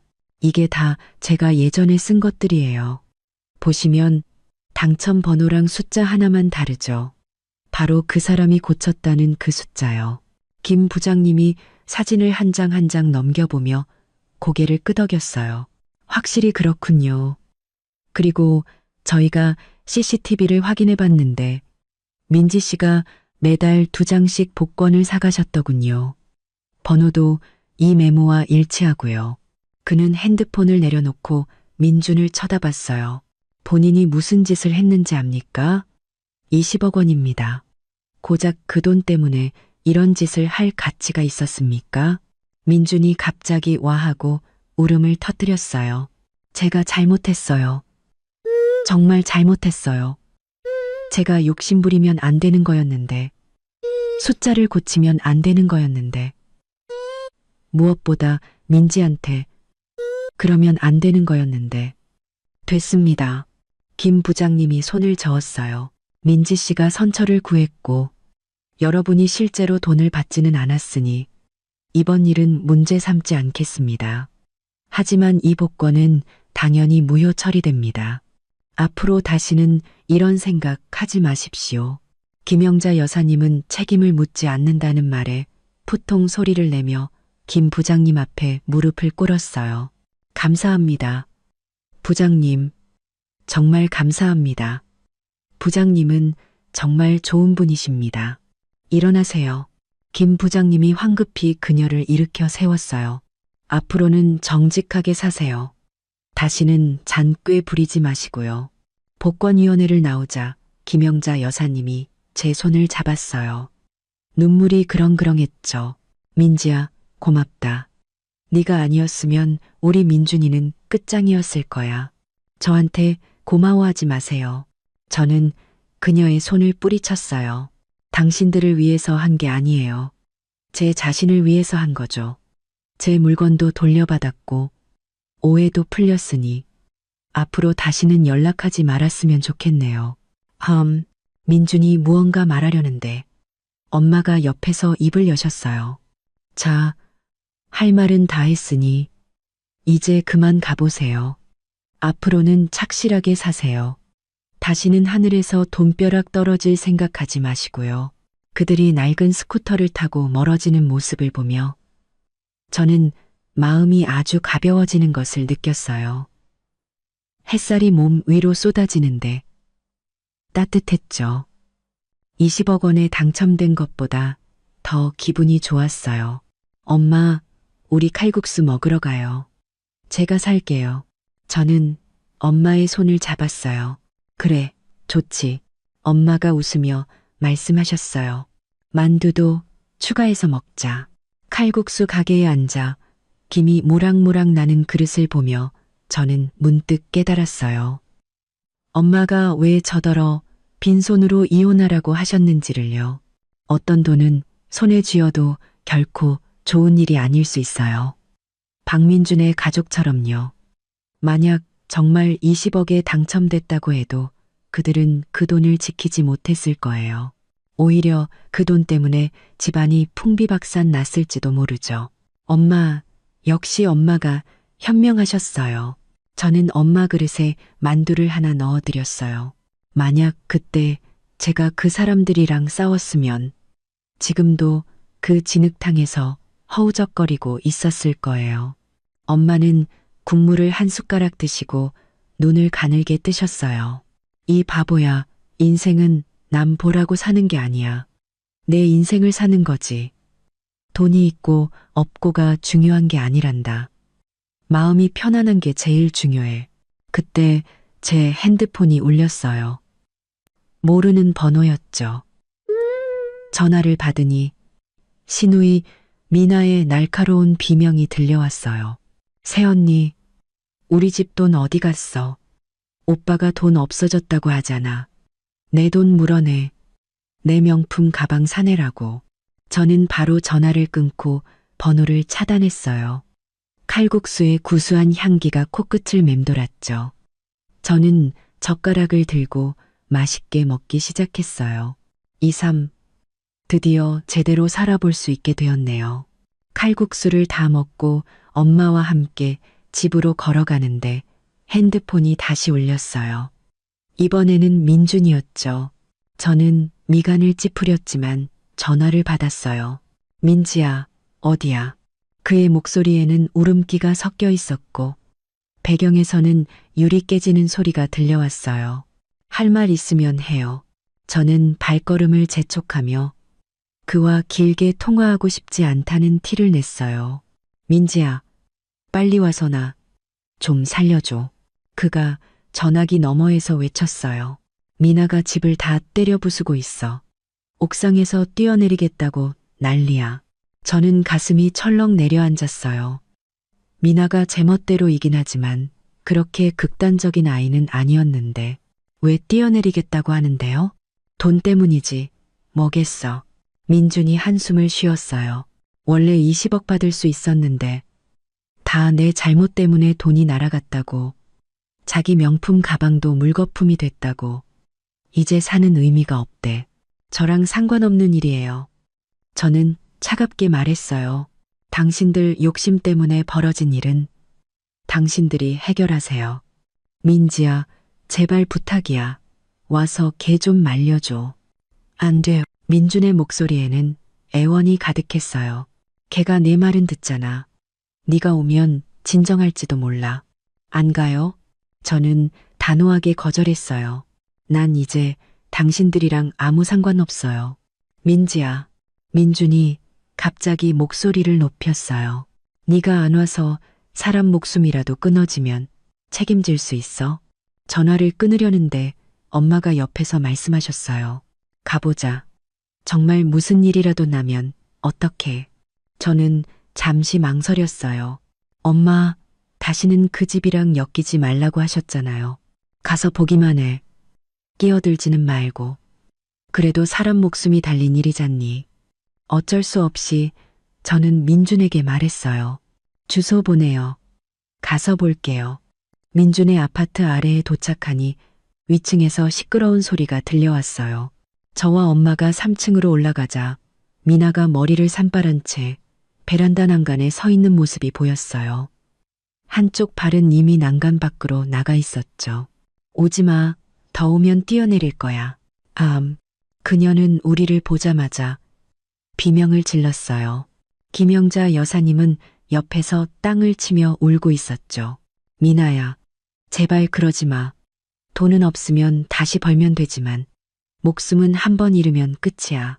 민주는 바닥에 쪼그리고 앉아 머리를 감싸준 채 바람 빠진 풍선처럼 축 늘어져 있었어요. 미나야, 내려와. 저는 베란다에서 조금 떨어진 곳에 서서 말했어요. 할 말 있으면 내려와서 해. 목숨 가지고 장난치는 거 아니야. 내려와서 누구랑 말해? 미나가 저를 노려봤어요. 눈에는 핏발이 가득했죠. 너랑 말하라고? 네가 어떻게 우리 집 20억을 날려버렸는지 그거 말하라고. 잘 들어, 민지. 오늘 네가 그 돈 다시 찾아오지 않으면 나 내 앞에서 죽어버릴 거야. 그 돈 내가 날린 거 아니야. 저는 차분하게 말했어요.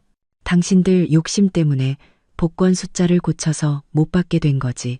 나랑은 상관없어. 아니야, 너 때문이야. 미나가 흥분해서 팔을 휘저었어요. 네가 복권위원회 가서 그딴 소리만 안 했어도 우리가 돈을 못 받았겠어? 넌 그냥 우리 집이 부자 되는 게 질투나서 그런 거잖아. 내가 당신들을 질투한다고? 저는 냉소하며 말했어요. 미나야, 내 양심에 손을 얹고 말해봐. 그 20억이 정말 당신들 돈이었어? 번호는 내가 썼고 복권은 민준 씨가 주었어. 당신들은 그걸 몰래 고쳐서 독차지하려고 했잖아. 이제 와서 돈 못 받게 되니까 내 탓을 하는 거야? 미나는 제 말에 할 말을 잃었어요. 한참 만에 겨우 한마디 쥐어짰죠. 어쨌든 너 때문이야. 네가 아니었으면 오빠랑 나랑 싸울 일도 없었고 엄마가 화병으로 쓰러질 일도 없었어. 그만해. 민준이 갑자기 바닥에서 벌떡 일어나 미나를 향해 소리쳤어요. 너 이제 그만 좀 해. 민지 말이 맞아. 그 돈 원래 우리 돈 아니었어. 우리가 욕심부린 거야. 누굴 탓해? 미나는 잠시 멍해졌어요. 민준이 자신에게 소리칠 거라고는 생각도 못했나 봐요. 오빠, 어떻게 저 여자 편을 들어? 편드는 게 아니라 사실을 말하는 거야. 민준이 미나를 보며 지친 눈빛으로 말했어요. 미나야, 우리가 잘못했어. 정말 크게 잘못했어.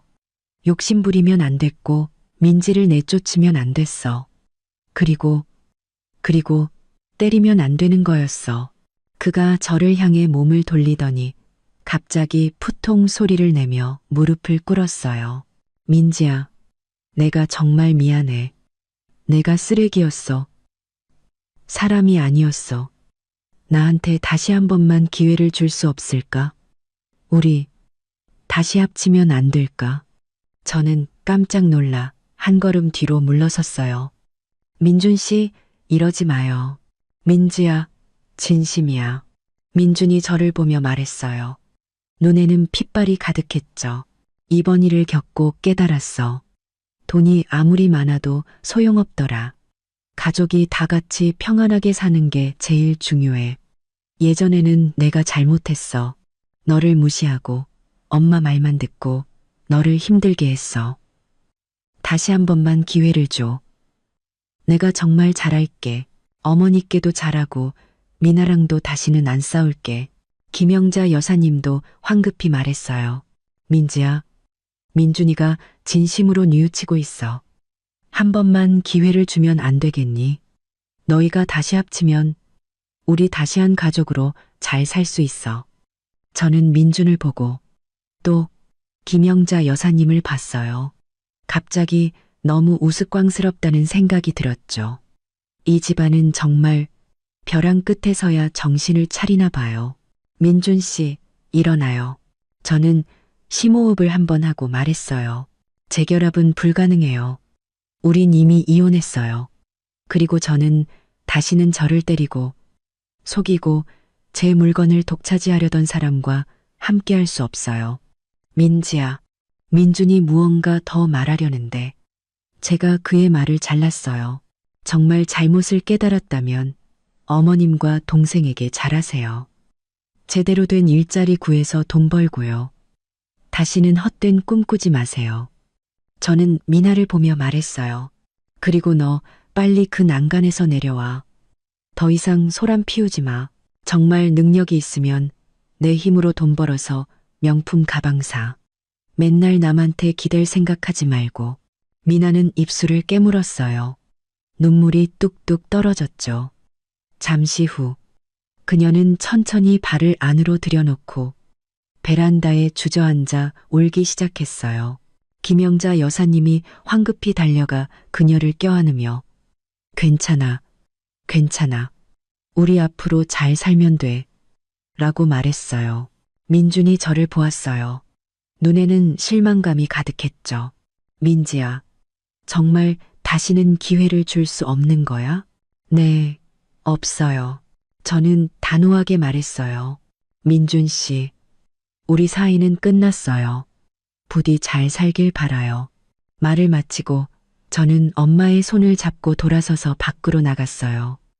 문 앞에 다다랐을 때 민준의 한숨 소리가 들려왔어요. 목소리에는 절망감이 가득했죠. 엄마, 이제 정말 다 끝났네요. 아파트 건물을 나오자 저는 한숨을 쉬었어요. 끝나서 다행이지. 엄마가 제 손을 토닥이며 말씀하셨어요.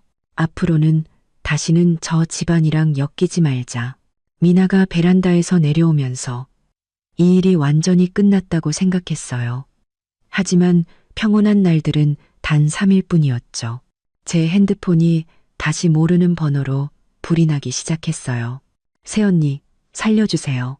전화를 받자마자 미나의 울부짖음이 귀를 찢을 듯이 파고들었어요.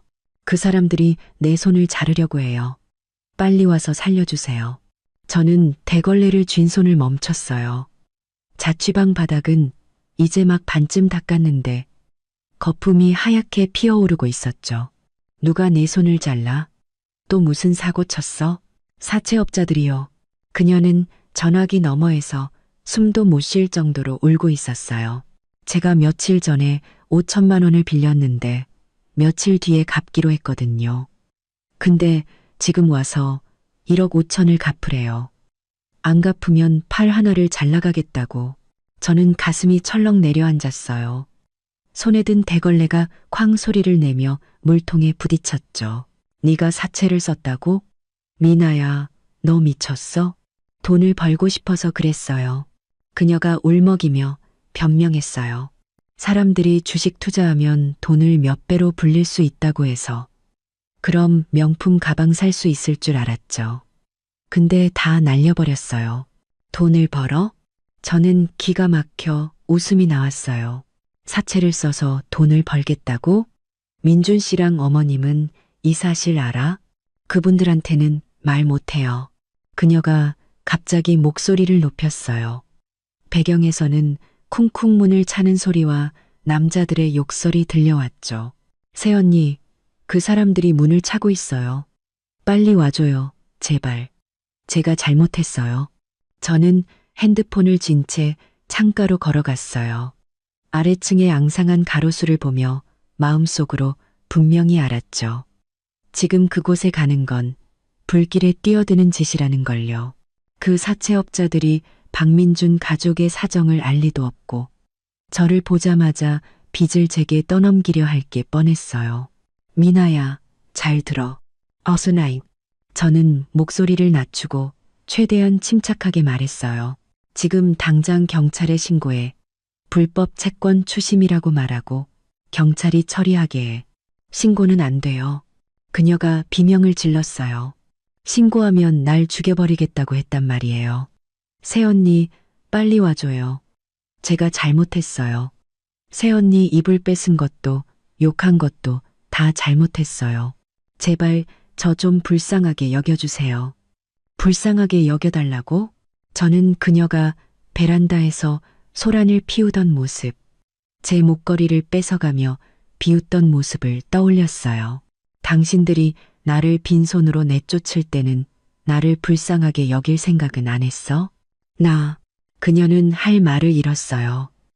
문을 차는 소리는 점점 더 커졌고 유리 깨지는 소리까지 들렸죠. 새언니, 그 사람들이 들어왔어요. 전화기 너머에서 갑자기 찢어지는 비명이 들려왔어요. 이어서 혼란스러운 다툼 소리가 들리더니 전화가 끊겼어요. 저는 핸드폰을 쥔 채 손바닥에 땀이 흥건했어요. 미나가 밉긴 하지만 정말 사람 목숨이라도 잘못되면 큰일이잖아요. 어떻게 해야 할지 망설이고 있는데 엄마가 시장에서 돌아오셨어요. 손에는 배추 한 포기가 들려 있었죠. 왜 그래? 얼굴이 하얗게 질렸네. 엄마는 배추를 식탁에 내려놓고 제 손에 들린 핸드폰을 보셨어요. 또 그 집안일이니? 저는 미나가 사채를 쓴 일을 말씀드렸어요. 엄마는 미간을 찌푸리셨죠. 그야토 정말 제명을 재촉하는구나. 이제 어떡해요? 저는 손을 비볐어요. 아까 전화기 너머로 무슨 일이 생긴 것 같았어요. 어쩌긴 뭘 어째. 엄마는 냄비에 물을 받으시며 말씀하셨어요. 그런 일은 우리가 관여할 수도 없고 해서도 안 돼. 스스로 고통을 겪어봐야 정신을 차리지. 말은 그렇게 했지만 저는 마음이 계속 불안했어요. 오후 3시쯤 마트 반장님이 갑자기 제 어깨를 툭툭 쳤어요. 민지 씨, 밖에 누가 찾아왔어. 전 시어머니라는데. 저는 가슴이 철렁 내려앉았어요. 마트 문 앞으로 달려가니 김영자 여사님이 계단에 쪼그리고 앉아 있었어요. 머리는 닭 둥지처럼 헝클어져 있었고 속옷에는 검은 흙이 묻어 있었죠. 저를 보자마자 그녀는 와 하고 울음을 터뜨렸어요. 민지야, 우리 미나 좀 살려줘. 그녀는 제 바짓가랑이를 붙잡았어요. 손톱 밑에는 때가 가득했죠. 사채업자들이 걔를 데려갔어. 2억 안 가져오면 죽여버리겠대. 2억이요? 저는 반걸음 뒤로 물러섰어요. 그 집 20억 당첨됐던 거 아니에요? 2억도 없어요. 김영자 여사님의 울음소리가 뚝 그쳤어요. 얼굴이 돼지간처럼 붉어졌죠. 그 돈은 날아갔잖아. 민지야, 예전에 우리가 잘못한 거 알아. 하지만 미나는 내 하나뿐인 딸이야. 네가 안 구해주면 나도 안 살아.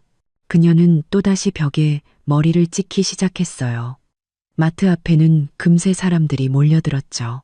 저는 그녀의 이마에 맺힌 핏자국을 보며 문득 미나의 어린 시절 모습이 떠올랐어요. 양 갈래로 머리를 묶고 항상 제 뒤를 졸졸 따라다니며 새언니라고 불렀었죠. 그때는 눈이 별처럼 반짝였는데, 일어나세요. 저는 심호흡을 한번 하고 물었어요. 민준 씨는요? 어디 갔어요? 걔는 친척들한테 돈 빌리러 갔어. 근데 누가 빌려주겠어? 김영자 여사님이 눈물을 훔치며 말했어요. 민지야, 너한테 돈 있는 거 알아. 내 엄마가 5천만 원 줬잖아. 그거라도 먼저 빌려줘서 우리 미나 좀 살리자. 저는 속으로 냉소했어요. 결국 이걸 노리고 온 거였군.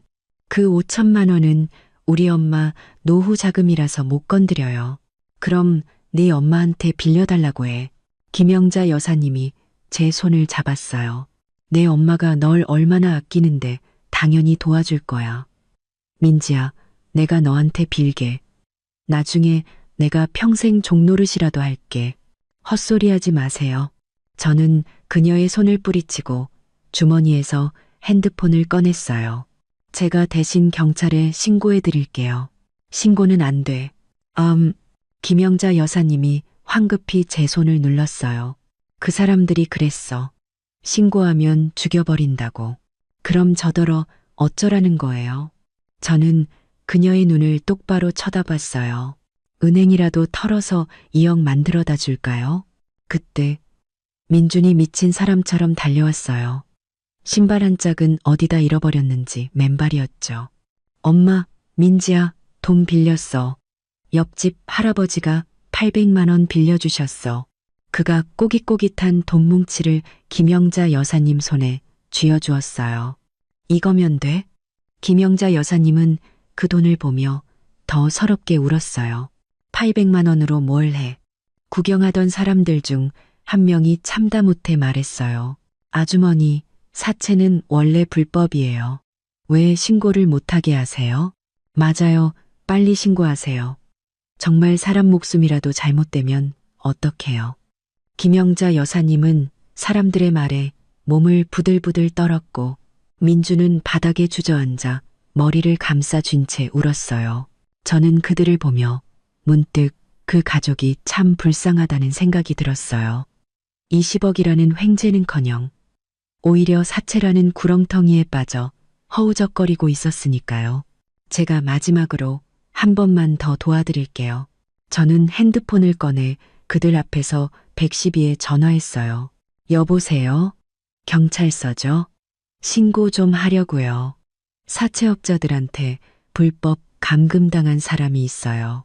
전화를 끊고 저는 멍하니 서 있는 김영자 여사님과 민준을 보며 말했어요. 경찰이 가서 조사할 거예요. 지금 당장 경찰서 가서 진술하세요. 미나 씨를 구할 수 있을지는 이제 그 아이 운에 달렸어요. 말을 마치고 저는 마트로 돌아갔어요. 등 뒤에서 김영자 여사님의 울부짖음이 들려왔죠. 민지야, 고맙다. 이 은혜는 평생 잊지 않을게. 저는 돌아보지 않았어요. 어떤 호의는 베풀어도 소용없는 법이니까요. 엄마 말씀처럼 사람은 스스로 넘어져 봐야 어느 길로 가야 하는지 알게 되는 법이죠. 퇴근할 때 엄마가 저를 데리러 오셨어요. 손에는 막 사신 귤이 들려 있었죠. 듣자 하니 또 그 집안일에 관여했다며 신고만 해줬어요. 저는 귤을 까서 새콤달콤한 즙이 손에 튀는 걸 느꼈어요. 결과가 어떻게 될지는 제가 관여할 일이 아니죠. 엄마는 고개를 끄덕이시더니 제 입에 귤 반쪽을 넣어주셨어요. 그래, 잘했다. 우리가 나쁜 짓은 안 하지만 그렇다고 맨날 호구처럼 당하고 살 수는 없지. 밤바람이 불자 귤의 상큼한 향기가 멀리 퍼져나갔어요. 저는 알았죠. 미나가 이 위기를 넘길 수 있을지는 전적으로 그녀 자신에게 달렸다는 걸요. 하지만 마음속으로는 분명히 알고 있었어요. 설령 이번 위기를 넘긴다고 해도 그 집안의 삶은 다시는 예전으로 돌아갈 수 없을 거라는 걸요. 경찰에 신고한 지 사흘째 되던 날, 제가 마트 진열대를 정리하고 있는데 핸드폰이 갑자기 울렸어요. 경찰서에서 온 전화였죠. 실례지만 민지 씨 되십니까? 전화기 너머에서는 젊은 남성의 목소리가 들려왔어요. 네, 맞는데요. 무슨 일이시죠? 저는 손에 든 바코드 스캐너를 허공에 멈췄어요. 박미나 씨 불법 감금 사건 관련해서 저희가 성공적으로 구출했습니다. 경찰의 목소리는 차분했어요. 그런데 지금 한 가지 상황이 있어서 경찰서에 한번 오셔서 조사에 협조해 주셔야겠습니다. 저는 가슴이 철렁 내려앉았어요. 제가요? 제가 무슨 협조를요? 그 당첨 복권의 소유권 문제 때문입니다. 경찰이 말했어요. 박민준 씨 가족이 지금 복권이 자기들 것이라고 주장하고 있습니다. 심지어 민지 씨가 박미나 씨에게 사채를 쓰라고 부추겨서 그 당첨금을 가로채려 했다고 진술했습니다. 오셔서 사실관계를 명확히 해주셔야겠습니다. 저는 기가 막혀서 웃음이 나올 뻔했어요. 그 사람들이 아직도 정신을 못 차렸네요. 알겠습니다. 바로 가겠습니다. 하오징. 전화를 끊고 저는 반장님께 양해를 구하고 전기 스쿠터를 타고 경찰서로 향했어요. 가는 내내 마음속으로 투덜거렸죠. 그 집안은 정말 관뚜껑을 봐야 눈물을 흘리려나 봐요. 이 지경이 됐는데도 아직 저한테 흙탕물을 튀기려고 하다니. 경찰서에 도착하니 문을 들어서자마자 박민준 가족이 긴 의자에 앉아 있는 모습이 보였어요. 미나는 팔에 붕대를 감고 있었고 얼굴에는 멍이 들어 있었죠. 저를 보자마자 고개를 휙 돌려버렸어요. 김영자 여사님은 저를 노려봤는데 눈에서 불이 뿜어져 나오는 것 같았죠. 민주는 바닥에 쪼그리고 앉아 머리를 감싸쥔 채 아무 말도 하지 않았어요. 민지 씨, 이쪽으로 오시죠. 경찰복을 입은 젊은 경찰관이 저를 사무실로 안내했어요. 진술을 마치고 나오는데 제가 막 가려던 참에 민준이 갑자기 바닥에서 벌떡 일어나 저를 막아섰어요. 민지야, 가면 안 돼. 그의 눈에는 핏발이 가득했고 목소리는 쉬어 있었죠. 제가 왜 가면 안 되는데요? 저는 미간을 찌푸리며 옆으로 한 걸음 비켜섰어요. 복권 얘기 아직 안 끝났잖아. 김영자 여사님도 다가와 허리에 손을 올리고 말했어요. 그 복권 분명히 우리 민준이가 산 건데 왜 이제 와서 내 것이라고 우겨. 너 오늘 여기서 확실히 해명하고 가. 해명이요? 저는 냉소하며 말했어요. 당신들은 정말 끝까지 가보자는 거군요. 좋아요. 그렇게 원하시면 법정에서 봅시다. 그래, 법정에서 보자. 미나가 갑자기 비명을 질렀어요. 누가 무서워할 줄 알고 세상에 법이 없나 보자고. 그렇게 얼마 지나지 않아 법원에서 소장이 날아왔어요. 박민준 가족이 저를 고소한 거였죠. 제가 그들의 당첨 복권을 악의적으로 가로챘고 심지어 미나에게 사채를 쓰도록 교사해서 정신적, 경제적 손실을 입혔다며 총 5억 원을 배상하라는 내용이었어요. 저는 소장을 들고 엄마에게 갔어요. 엄마는 마당에서 이불을 널고 계셨죠. 소장을 보시더니 빨랫줄에 척 걸치고 손을 탁탁 터셨어요. 잘 됐네. 마침 판사님 앞에서 시시비비를 가려보자. 그 20억이 대체 누구 돈인지 말이야. 하지만 엄마, 이건 명백한 무고잖아요. 저는 조금 조급해졌어요. 제가 무슨 돈이 있어서 5억을 배상해요. 걱정 마. 우리는 떳떳하잖아. 엄마는 집안에서 쇠상자를 하나 가져오셨어요. 열어보니 안에는 제가 예전에 썼던 복권 번호 메모와 복권 판매점에서 복권을 샀던 영수증 몇 장이 들어있었죠. 이게 다 증거야. 저 사람들이 아주 두 손 두 발 다 들게 만들어주자. 재판 당일 저와 엄마는 일찌감치 법원에 도착했어요. 박민준 가족도 와 있었죠. 김영자 여사님은 새로 맞춘 듯한 화려한 블라우스를 입고 있었고 미나는 얼굴에 멍을 가리려고 진하게 화장을 하고 있었어요. 민주는 여전히 기운 없는 모습이었죠. 판사님이 법봉을 두드리자 재판이 시작되었어요. 민준의 변호사가 먼저 발언했죠. 그는 저를 돈에 눈이 멀고 교활한 여자로 묘사했어요. 제가 이미 복권이 당첨될 것을 알고 일부러 번호를 메모지에 써서 민준이 죽게 만들었고 또 민준이 숫자를 고치도록 유도해서 나중에 그 20억을 독차지하려 했다는 거였죠. 저는 너무 화가 나서 반박하려는데 제 변호사님이 일어나 차분하게 말했어요. 재판장님, 상대 측 변호사님의 주장은 전혀 근거 없는 낭설입니다. 저희에게는 의뢰인 민지 씨가 오랫동안 복권을 구매해왔으며 사용한 번호는 모두 가족의 생일을 조합한 것이라는 수년간의 기록이 있습니다. 변호사님은 제 메모지와 영수증을 모두 판사님께 제출했어요. 판사님이 서류를 한 장 한 장 넘겨보며 미간을 찌푸렸죠. 김영자 여사님이 급해져서 벌떡 일어나 소리쳤어요. 그거 다 가짜예요. 저 여자가 나중에 꾸며낸 거라고요. 우리 아들은 착한데 다 저 여자한테 속은 거예요. 이해했습니다. 제 변호사님이 말했어요. 상대 측 당사자가 감정적으로 법정 질서를 어지럽히고 있습니다. 경고 조치해 주시기 바랍니다. 판사님이 법봉을 두드리며 말했어요. 원고 측 정숙해 주시기 바랍니다. 김영자 여사님은 마지못해 자리에 앉으며 무언가 계속 중얼거렸어요. 이어서 제 변호사님은 녹음 파일 하나를 재생했어요. 그날 민준과 김영자 여사님이 제 자취방 아래에서 무릎 꿇고 빌 때 녹음한 거였죠. 녹음 파일에는 민준이 복권을 주었고 제 번호를 훔쳤으며 숫자를 고쳐서 당첨금을 독차지하려 했다는 사실을 똑똑히 인정하는 내용이 담겨 있었어요. 법정 안이 술렁거렸어요. 민준의 얼굴은 새하얘졌고 고개를 책상에 박을 듯이 숙였죠. 김영자 여사님과 미나도 할 말을 잃고 입만 멍하니 벌리고 있었어요. 재판장님, 제 변호사님이 말했어요. 저희에게는 증인도 있습니다. 바로 복권 판매점 사장님이십니다. 사장님께서 민지 씨가 오랫동안 그곳에서 복권을 구매했으며 사용한 번호가 당첨 번호와 일치한다는 것을 증명해 주실 수 있습니다. 복권 판매점 사장님이 증인석에 섰어요. 그는 제가 정말 매달 복권을 사갔으며 번호도 거의 변하지 않았다고 증언했죠.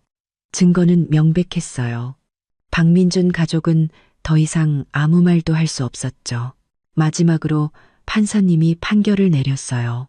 심리 결과 본 법원은 당첨 복권의 번호가 피고 민지 씨의 소유임을 인정합니다. 원고 박민준 가족의 주장은 무고임이 명백하므로 다음과 같이 판결합니다. 첫째, 원고 박민준 가족의 모든 소송을 기각한다. 둘째, 박민준은 복권 당첨금 사기 혐의로 경찰에 인계한다. 셋째, 박민준 가족은 피고 민지 씨에게 공개 사과하고 정신적 피해 보상금으로 1,000만 원을 지급한다. 판결을 듣자마자 김영자 여사님은 털썩하고 그 자리에서 기절했어요. 미나가 황급히 그녀를 부축하며 엄마! 라고 외쳤고 민주는 의자에 주저앉아 얼굴이 잿빛이 되었죠. 저는 그들의 비참한 모습을 보며 조금도 통쾌하지 않았어요. 그저 모든 것이 끝났다는 평온함만 느꼈죠. 법원을 나오자 햇살이 따뜻하게 몸을 감쌌어요. 엄마가 제 손을 잡고 웃으며 말씀하셨죠. 내가 뭐라고 했어? 우리는 떳떳하잖아. 네, 저는 고개를 끄덕였어요. 마음속에 큰 돌덩이가 드디어 내려앉은 것 같았죠. 저는 알았어요. 이 일이 드디어 완전히 끝났다는 걸요. 이제 저는 마음 편히 제 인생을 살 수 있었어요. 다시는 그 집안의 지긋지긋한 일에 시달리지 않아도 되었죠. 법원 판결이 나오고 며칠 지나지 않아 민준이 구치소에 수감되었다는 소식을 들었어요. 듣자 하니 안에서 매일 울면서 후회하고 있다고 하더군요. 하지만 세상에 후회해서 돌이킬 수 있는 일은 없죠. 김영자 여사님은 법원에서 기절한 후 계속 몸져 누워 계시다고 했어요. 미나는 엄마 약값을 벌기 위해 일자리를 구하려 했지만 손에 흉터가 있고 별다른 기술도 없어서 아무도 써주지 않았다고 해요. 나중에 들으니 작은 식당에서 설거지를 하는데 한 달에 겨우 몇십만 원을 벌면서 매일 허리도 못 펼 정도로 힘들게 일하고 있다고 하더군요. 다시는 명품 가방 얘기를 꺼내지도 못했고요. 어느 날 제가 시장에 장을 보러 갔다가 예전 이웃이던 아주머니를 만났어요. 그분이 제 손을 잡고 한숨을 쉬며 말했죠. 민지야, 너는 모르겠지만 민준이네 집 지금 아주 말이 아니야. 왜요? 저는 토마토를 고르며 물었어요. 그 집 김영자 여사님이 민준이 변호사비 된다고 담보로 잡혔대. 아주머니가 목소리를 낮춰 말했어요. 빚도 엄청나게 져서 매일 빚쟁이들이 찾아온대. 결국 김영자 여사님은 시골에 있는 여동생 집으로 쫓겨나듯 가셨어. 저는 잠시 멍해졌어요. 그렇게까지 될 줄은 몰랐거든요. 그리고 미나는 아주머니가 말을 이었어요. 며칠 전에 내가 식당에 갔는데 걔가 주방에서 설거지를 하고 있더라. 손이 퉁퉁 부어 있고 주방장은 맨날 욕하고 쯧쯧 멀쩡하던 애가 어쩌다 저렇게 됐는지. 저는 아무 말 없이 계산을 하고 토마토를 들고 나왔어요. 마음이 복잡했죠. 통쾌하면서도 한편으로는 씁쓸했어요. 한 달쯤 지났을까. 제가 마트에서 일하고 있는데 계산대 옆에 미나가 서 있는 모습이 보였어요. 눈치를 보며 무언가 할 말이 있는 것 같았죠. 여긴 어쩐 일이야? 저는 그녀를 힐끗 보고 계속해서 손님 물건의 바코드를 찍었어요. 저 돈 좀 빌릴 수 있을까 해서. 그녀의 목소리는 모기 소리처럼 작았어요. 엄마가 시골에서 아프셔서 입원해야 하는데 정말 방법이 없어서 돈을 빌려달라고?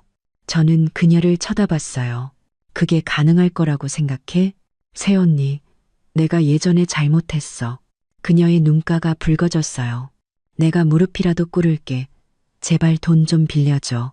월급 받으면 바로 갚을게. 그런 수법은 이제 안 통해. 저는 한 걸음 뒤로 물러섰어요. 당신들이 나를 내쫓을 때는 이런 날이 올 거라고 생각 못했어. 어머니가 아프시면 친척들한테 빌리든가 정부에 도움을 요청해. 다시는 나 찾아오지 마. 미나는 입술을 깨물었어요. 눈물이 뚝뚝 떨어졌죠. 친척들은 이미 다 빌려서 아무도 안 빌려줘.